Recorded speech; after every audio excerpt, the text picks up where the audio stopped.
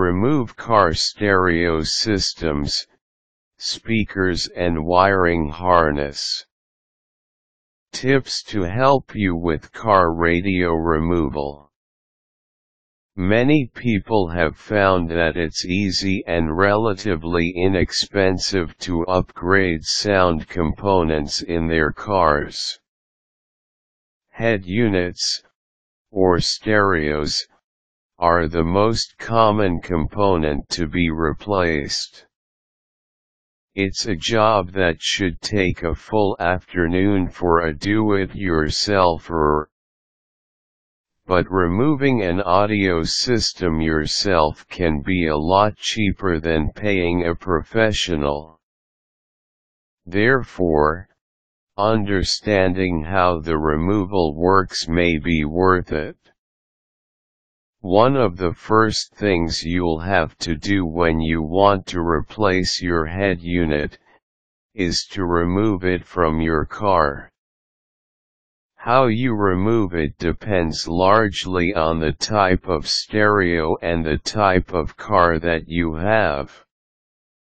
There are really two main methods for removing a car stereo.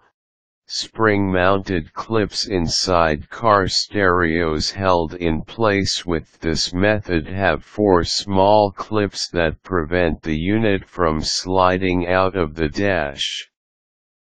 You will need to buy a pair of U-shaped DIN tools in order to remove the radio.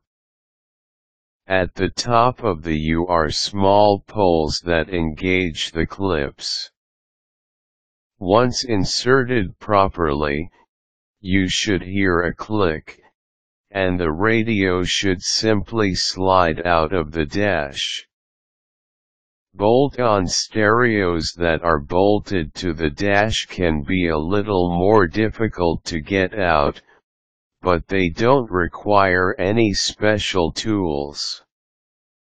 A slight variation to this method is to have brackets mounted to the stereo that are bolted to the car.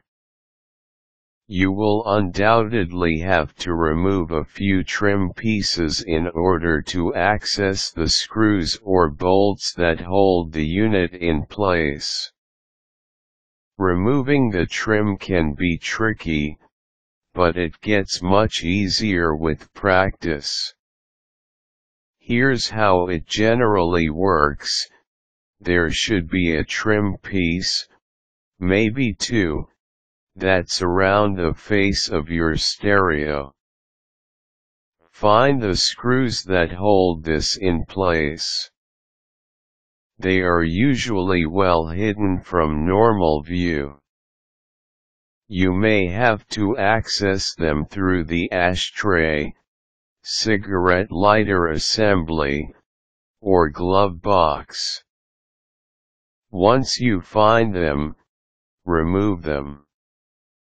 Trim almost always has hidden clips as well, and you'll need to pull firmly, yet carefully to remove the trim from the clips.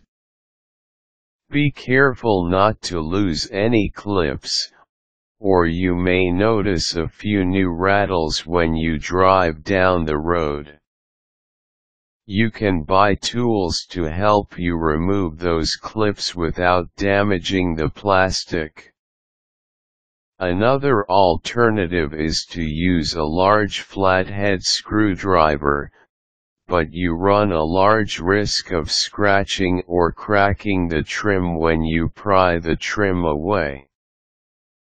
Once you have the trim pieces removed, take off the screws or bolts holding it in place. The unit should slide out of the dash. Next, disconnect the electrical connectors in the back of the stereo. Unscrew the antenna cable first. It's usually the farthest connection toward the passenger's side. Then remove the power connection. It's usually the connector closest to the driver's side. Finally, remove the wiring harness connector from the back of the stereo. The wiring harness is the plastic connector that incorporates all of the wiring into a single connection. If your car speakers aren't blown, you can leave them in the car and connect your next stereo to them.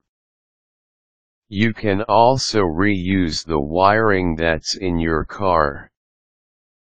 Now that you have removed the electrical connections from the back of the equipment, it should come completely free.